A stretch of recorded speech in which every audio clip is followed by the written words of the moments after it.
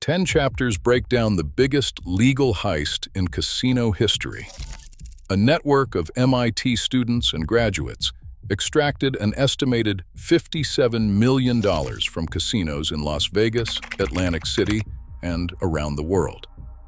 And not one of them was ever charged with a crime. From covert campus recruitment and a precision counting system to an FBI investigation, a $1 million corporate shell, and a surveillance arms race that transformed the gaming industry, each chapter reveals how the house got beaten by players. It had no legal right to stop. It all began with a single 1979 court ruling. Number 1. The story begins with a legal paradox that casinos never saw coming. In 1979, the New Jersey Supreme Court stripped Atlantic City casinos of their right to ban card counters. For the first time, the law protected the player, not the house. The Casino Control Commission became the sole authority on who could be excluded, and counting cards, if done without cheating, was officially untouchable. No member of the MIT Blackjack Team ever faced criminal charges. Every dollar won, every bet placed, every signal sent across a smoky pit was legal. But if the rules say you can't be stopped, how far can you push before the house fights back? Subscribe for more true crime investigations. In second place, the story pivots from legal theory to human ambition and mathematical discipline. In 1979, J.P. Masser was just another MIT graduate with a fascination for probability, running informal blackjack sessions on campus. The early club, called How to Gamble If You Must, played Atlantic City with high hopes and left with empty pockets. The problem was not the math, it was the chaos. Bankrolls vanished, signals got crossed, and the group dissolved, proving that even the smartest players can lose when organization fails. But the seeds were planted. Masser kept searching for an edge, and by late 1979 he had recruited a professional player named Dave, who staked a $5,000 bankroll for a second Atlantic City run. The results were modest, but the hunger remained. Everything changed in May 1980. Inside a Cambridge Chinese restaurant. Masser met Bill Kaplan, a Harvard Business School graduate who had already flipped $1,000 into $35,000 in Las Vegas by treating blackjack like a business. Kaplan had paused his MBA for a simple reason: a stepfather's dare, and the thrill of beating the house with pure statistics. His rules were strict: contracts, training, and a code of conduct that banned drinking at the table and demanded perfect discipline. Kaplan saw Masser's operation for what it was: a loose club with potential but no structure. He offered a deal: run it like a corporation, or don't run it at all. By August 1980, 7 players pooled an $89,000 bankroll, launching the first formal MIT Blackjack Team. Kaplan imposed a hierarchy: spotters, controllers, and big players, each with a defined role, rigorous training, and clear lines of accountability. The team became a machine, not a hobby, and for the first time, the odds were on their side. But how does a handful of students turn a classroom experiment into a statistical weapon that can outplay the world's most guarded casinos? Subscribe for more true crime investigations. Number 3 on our list, the MIT team's method transformed legal theory into a machine that could outplay the world's most guarded casinos. The secret was not luck or even raw intelligence. It was a 3-role system so disciplined it ran like a corporation. At the heart of it stood the high-low count, a mathematical tool that assigns +1 to every low card, 2 through 6, -1 to every face card and ace, and 0 for 7s, 8s, and nines. Spotters sat at low-limit tables, betting the minimum and tracking every card with silent precision. Their job was to keep a running count and blend into the crowd. When the count tipped into positive territory, a controller, stationed nearby, double-checked the math, converting the running count into a true count by dividing by the decks remaining. This simple formula turned noise into signal, revealing when the deck was stacked in the player's favor. Once the true count hit the threshold, the controller gave a covert cue, sometimes a hand gesture, sometimes a harmless phrase like "Red 7." That was the signal for the big player, or BP, to swoop in. The big player did not count cards. He just waited for the green light, then sat down and fired off massive bets, sometimes up to $5,000 a hand, only when the math said the edge was real. By using the modified Kelly criterion, the team sized each bet to maximize long-term growth while keeping risk in check. With the right count, the player edge surged to 2 to 4%, enough to turn the tables on a house that thought it could not be beaten. Communication was everything. Spotters relayed information through subtle taps, finger signals, or coded talk. The controller orchestrated the flow, and the BP was the hammer. The system was so tight that error rates dropped below 1%, a level most casino staff could not imagine.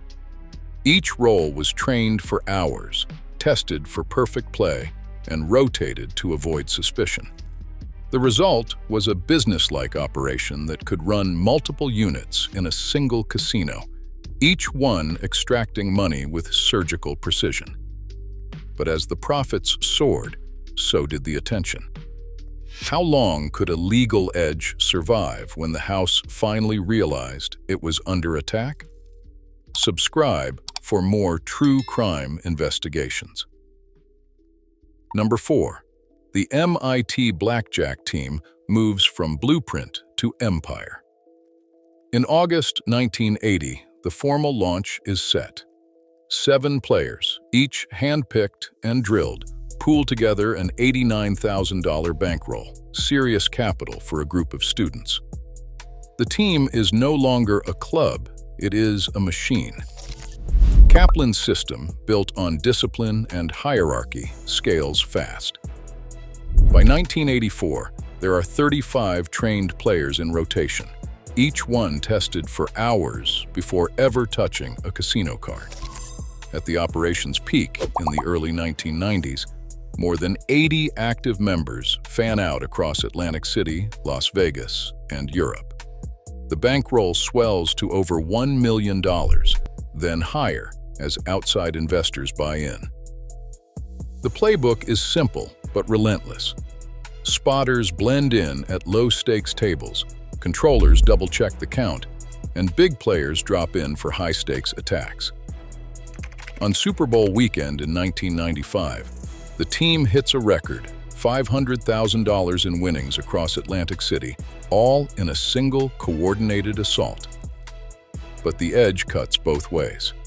The largest single loss, $130,000, comes just as fast. A reminder that even the tightest system can bleed.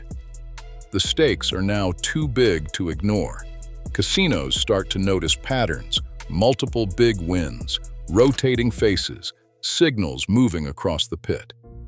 Then comes the moment that proves how exposed the operation has become. A team member forgets a $125,000 cash bag in an MIT classroom. Campus security calls the police. The FBI and the DEA spend 6 months combing through every dollar, searching for a crime that is not there. The money is legal, the system is legal, but the scale is impossible to hide. With millions on the line and federal eyes watching, how much longer can the team stay invisible? Subscribe for more true crime investigations. In the winter of 1992, the MIT Blackjack Team's carefully constructed image of discipline and precision faltered, not in a casino, but in a quiet campus classroom. A duffel bag, heavy with $125,000 in cash, was left behind, forgotten amid the routine of academic life. The bag sat unattended until a campus cleaner, going about an ordinary shift, discovered it and alerted security. What began as a simple lost and found incident quickly escalated. Campus police arrived, but the sheer amount of cash raised immediate suspicion. Soon, federal agents from the FBI and the DEA were on the scene, launching a full-scale investigation that would stretch for 6 tense months. Every dollar was scrutinized, every name on the team's roster checked and rechecked. Agents pored over ledgers, hunting for any sign of laundering, drug money, or criminal conspiracy. The MIT team, so used to operating in the shadows of casino floors, suddenly found their every move under a microscope. The investigation was relentless, with agents determined to uncover the source of the money and the true nature of the operation. The pressure was intense, exposing the team's vulnerabilities and forcing them to confront the reality that a single mistake could unravel everything.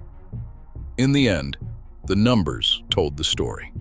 The cash was legitimate, the winnings tracked to blackjack tables across the country, and every transaction accounted for. No charges were filed, no indictments handed down. The money was returned, but the cost was measured in lost anonymity and shaken confidence. The incident shattered the illusion of invulnerability. For the first time, the team realized that informal practices, casual cash drops, loose management, were no longer sustainable. The need for structure became urgent. The creation of strategic investments, a formal corporate entity, was no longer just a smart move, it was a necessary shield.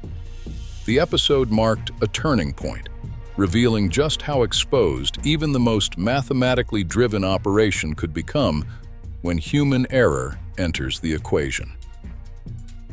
Number 6. The MIT Blackjack Team trades shadows for a corporate charter. In June 1992, the operation that once ran on handshake deals and secret signals filed as Strategic Investments Incorporated, a Delaware partnership with a war chest of $1 million. This is not a loose crew of math prodigies anymore. It is a legal entity, complete with partnership agreements, investor classes, and a profit distribution formula that reads like a Wall Street prospectus. Founders like Bill Kaplan and J.P. Massar take general partnership stakes, while outside investors buy limited shares, all protected by the legal shield of incorporation. The logic is clear. Formal structure means bigger bankrolls, less risk for individuals, and a paper trail that can withstand regulatory scrutiny. But with legitimacy comes exposure. The team's filings and capital raise mark them as a target, not just for casino security, but for law enforcement and tax authorities who now see a $1 million gambling syndicate hiding in plain sight.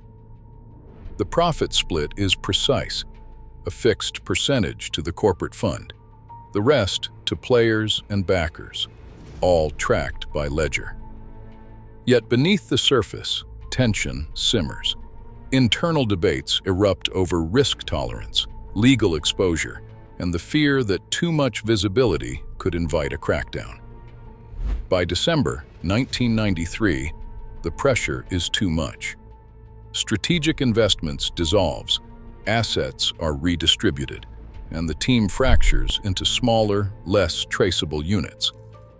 The corporate experiment is over, but the game is far from finished. As the machine dissolves, a new threat is already forming in the surveillance offices of Las Vegas. What happens when the world's most advanced casino intelligence network decides to fight back? Subscribe for more true crime investigations. Number 7. The era of Griffin investigations marks the moment the hunters stepped into the game. Founded in the early 1990s by former casino security experts, Griffin didn't just watch from the sidelines. They built a private intelligence network with one purpose: to track and expose advantage players. Griffin's agents paid informants inside casino surveillance rooms, snapping undercover photographs of anyone suspected of beating the house. Each face, each alias, each betting pattern landed in a growing photo catalog, an analog blacklist that soon linked hundreds of casinos across state lines. For the MIT Blackjack Team, the days of easy disguises and rotating names were over. Griffin's data was sold to properties from Las Vegas to Monte Carlo, and a single sighting in one casino could get a player flagged in dozens more. The firm's reach went beyond any one pit boss, turning casino security into a coordinated dragnet. But this arms race had a price. By 2005, Griffin investigations collapsed under bankruptcy, undone by lawsuits and the rising cost of chasing shadows in an industry moving toward digital surveillance. The question now, when private eyes fall, who takes up the hunt, and what new tools will the house deploy next? Subscribe for more true crime investigations. Number 8. The aftermath of the MIT Blackjack Team is a story written in fragments and rumors, not ledgers. By the early 2000s, the original powerhouse had splintered. Strategic investments dissolved. The era of coordinated multi-million-dollar runs was over.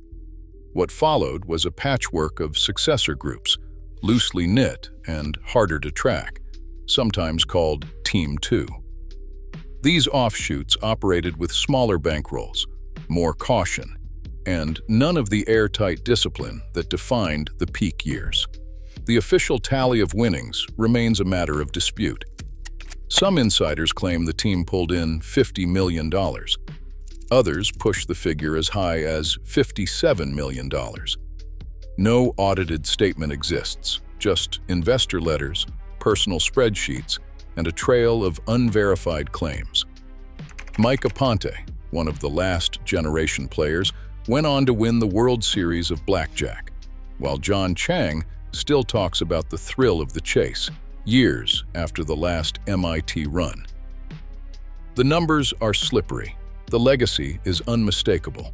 As the original team faded, the casino industry was left staring at a puzzle. How do you fight an enemy that leaves no fingerprints? Subscribe for more true crime investigations. Number 9. The MIT Blackjack Team didn't just force casinos to rethink the game. They triggered a technological arms race that rewired the industry. In the 1980s, pit bosses relied on instinct and memory, scanning faces and betting slips with nothing more than a hunch. By the mid-1990s, that approach was obsolete. The team's coordinated play, with spotters blending in, controllers double-checking counts, and big players swooping in for surgical strikes, exposed an institutional blind spot that money alone couldn't fix. Casino losses mounted, and the Mirage became the first to pilot a new defense, a network of cameras feeding footage into early facial recognition software. Biometrica, a vendor specializing in biometric identification, rolled out hardware that could match live feeds to a growing database of player photos, many snapped by Griffin investigations and shared across properties. By the early 2000s, this technology had become standard. Every major casino in Las Vegas and Atlantic City tapped into cross-property databases, flagging known advantage players in real time. The old world of pit boss intuition was gone, replaced by algorithms and high-resolution surveillance that could track a face from the parking lot to the high-limit room. But as the industry locked down, one question lingered. Can technology ever truly outpace the next generation of legal hustlers? Subscribe for more true crime investigations. Number 10. The story jumps from MIT's neon-lit blackjack tables to the marble halls of Monte Carlo, 1873. Joseph Jagger, a British engineer armed with nothing but a notebook and the patience of a saint, arrives at the Casino de Monte Carlo. He is not a gambler. He is a problem solver. With 6 clerks at his side, Jagger spends weeks charting every spin of the roulette wheel, searching for the flaw that could turn the house edge inside out. When the moment comes, he strikes, quietly and methodically, and with a payout that would echo through gambling history. $8 million in today's money, siphoned straight from the world's most glamorous casino. But how did Jagger pull it off? And what happens when the world's most prestigious gambling house realizes it has been beaten at its own game? Subscribe for more true crime investigations. Across every chapter, the pattern is clear. When intelligence organizes, institutions blink. The MIT team didn't just exploit a loophole. They exposed how systems built to be unbeatable can crack under disciplined math, legal ambiguity, and human coordination. The real threat to the house isn't luck or cheating, it's minds working together. The rules keep changing, but so do the players. Subscribe for more stories that rewrite the odds.